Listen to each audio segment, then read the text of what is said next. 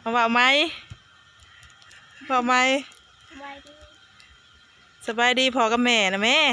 สบายดีพ่อกับแม่เมื่อนี้อัน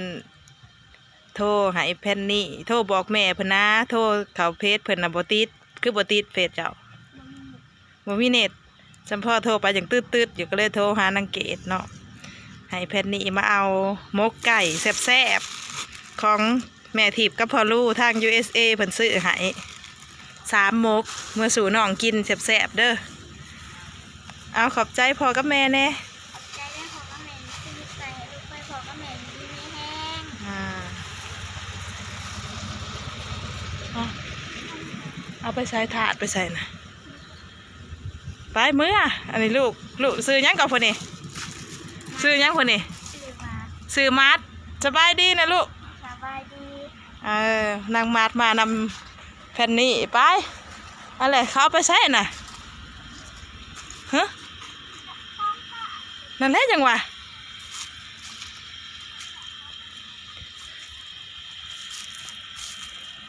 นัด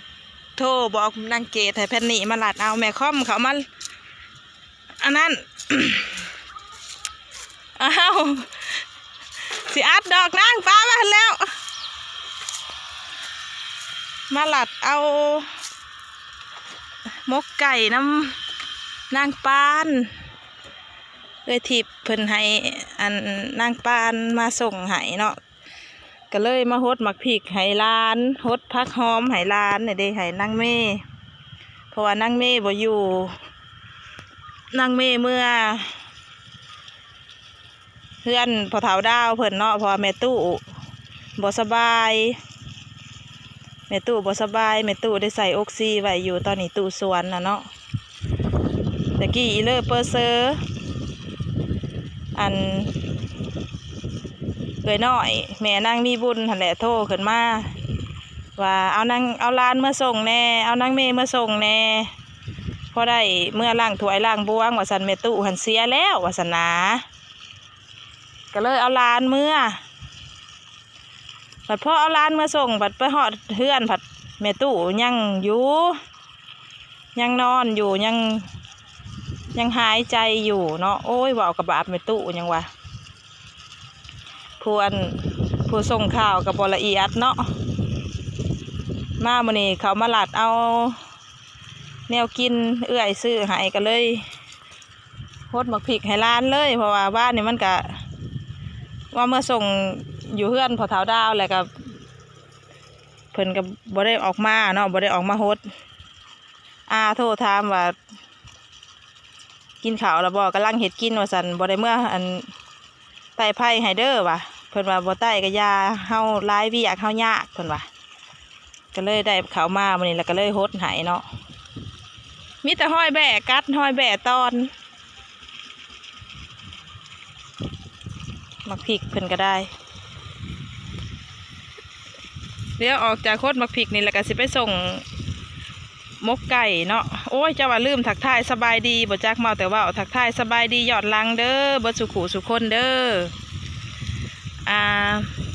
หลังจากฮดพริกฮดพักแล้วเนี่ยกับแม่ค่อมกับสีไปส่งแนวกินให้แม่เท่าเกตเนาะให้แม่เท่าเกตอยู่น้องซิโน่พอแล้วผลออกเมื่อเผาซ้อนหมักพริกคือกันอันไหนก็ได้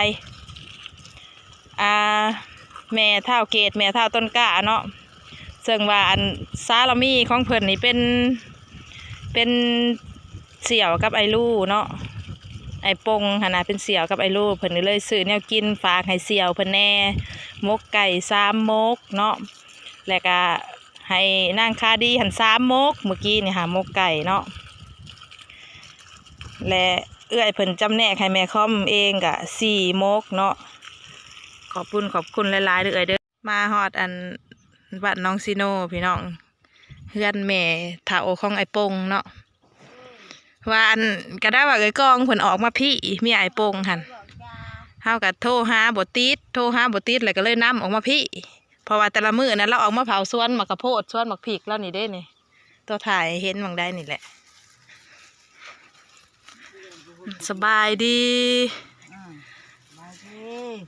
นี่เด้แม่เฒ่าของไอ้โป้งนี่แม่ของเมียลาวแต่ละมื้อน่ะเขาจะออกมาแต่ว่า เอามาคุณมึง มื้อนี้เราไปไสแล้วมื้อนี้ หยอดเอาลูกไปหยอดยา เออ แม่ถึงว่าเอาไปหยอดยา เอาลูกไปหยอดยาน้ำแพทย์น้ำหมอหยอดยากันเสือโรคมกไก่3 มกผากว่าให้เล่ามีแห้งได้สภาพถึงแพงเลยไม่หอดไม่ถึงเลยหอดมือแม่ง่างกล้องเลยแม่ทับปงเลยแม่เถาปงหรือปงเนี่ยนี่ปงบอกก็ได้ว่าปงออกก็ได้ว่าปงลงซื้อปงเนาะซื้อแทะเนาะแม่นได้ถ่ายวิดีโอลงนี่เรากับเขาฮะเรามาเงินเขาไปใจจะไปหาลาวอยู่ปะเมื่อผูกแขนเขาไปคือกันเพิ่งพอเพิ่งเฮากะหูแล้วเฮ้ยอีกกองเพาะมันแล้วใช้ลูกเต้ามันถ่ายห้องบักปงไปแล้วเนาะปุ่มลุ่มแล้วเฮ้ยกะแมนแล้วเฮ้ยเผื่อเราสิได้มารอบหนึ่งเนาะโมเมนต์ของง่ายได้เผื่อสิได้มาเพาะกันจังว่าคือว่าว่าสิมาอยู่จักมาว่าสิมาท่านไข่หมดแดงมันสิท่านอยู่ว่าไข่หมดแดงมันสิเป็นเป่งเป็นยังบ่เลยได้นี่ก็ไข่ก็สิยังอยู่มันชีวิตย่ามไข่หมดแดงอะไรยังสมออยู่ก็ได้ว่าสิมาไข่ท่านไข่หมดแดงคือยังสมออยู่อยู่ใกล้ที่เฮาไข่แล้วพากไว้น้ำมันนี่แหละแม่เฒ่าของอันไอ้ปงนี่แหละเนาะจังนั้นข้าเจ้าซักยาหยอดยาแล้วข้าเจ้าก็รูมออกมาพี่ดอกแต่ละมือนะเปาะไอ้หยอกกันแค่ให้ง่างแค่เรื่องphụcเรื่องผ้าให้ห้องแล้วหมดครบเผาสวนมากระโพดนี่บ่นี่สวนเรากะปลูกเขากันกับอันแม่เฒ่าห้ำหน่อยซองเงยน้องเพิ่นนั่นซื้ออันพูยซื้อยังออกน้ำกันว่าสันซะปลูกน้ำกันเอื้อยบ่ได้ซื้อซัมบ่แม่เฒ่าเกตนั่นได้มีแต่นางโซ่ซื้อพอได้แต่มาหดน้ำน้องหดน้ำเก็บแล้วมักสลีสลอยน่ะเขาเอาเก็บตรงไหนกี่ก็มันนิดหน่อยจริงมันอันนั้นมันพอกินแล้วปลูกพอได้ต้มให้ลูกให้หลานกินเนาะป้ามันยังได้ชื่อเขามันบ่ทันเฮ็ดได้ซะน่ะเด้แล้วก็บ่ได้เฮ็ดใหญ่ดอกสวนก็ได้พอได้ให้ลูกให้หลานกินบ่ปลูกมังโม่เนาะปีนี้เนาะบัดอันย่ามหน้าน่ะแต่สิงามพะโล้เขานี่ดำหน้าใส่นี่ห้อยมันพุ่นมันพุยกระดอใส่พักใส่มีบ่งามผักเขาบ่มากบ่มันเป็นอะไรของแม่แล้วเป็นเสลียใส่มองบ่งามแค่เสลียใส่แต่มันนี่ก็สมควรอยู่แถวนี่เนาะเลยกองเพิ่นพาลูกเพิ่นเมื่อซักยาหยอดยาอยู่บ้านน้องแต้พุ่นแหละแพทย์เขาเจ้าลงกันหยอดยาเอายาขาเม็ดท้องให้เด็กน้อยกินแต่ละหมู่บ้านช่วงนี้ได้ข้าวโพดสาลีแล้วก็ขอบคุณหลายเด้อเอื่อยกับอ้ายขอให้อยู่ดีมีแห้งสุขภาพเข้มแข็งเฮงๆรวยๆขายประกันภัยมันเด้อคิดสิ่งใดก็สมใจปรารถนาทุกประการที่ซื้อแนวอยู่แนวกินให้น้องให้นุ่งให้ลูกให้หลานก็ขอให้เอื่อยอยู่เย็นเป็นสุขสังลูกปุ๊กขึ้นเนาะเฮงรวยๆฝากกดไลค์กดแชร์กดติดตามส่องตำรวจสุวรรณอยู่ต่างแดนนะเด้อพี่น้องเป็นกำลังใจให้เอื่อยกับอ้ายเพิ่นเนาะ ฝากแล้วแม่ค่อมกับสิเมื่อได้เพลนได้ในบ้านนี่เมื่อปลาก่อนเด้อบ้านนี่เที่ยงเราก็อยู่แคมป์น้ำคักนี่พุ่นน่ะสวัสดิ์เสวิร์นแล้วอยู่พี่เนาะบ่มีของไผมาปนเนาะเลี้ยงยังก็สบายแล้วเนี่ยนี่มันอยู่ซอกหลีกมันก็บ่ค่อยติดพยาธิห้วยห้องมันกินบ่อิ่มบ่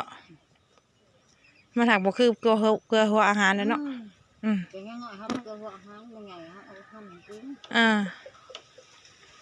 อืม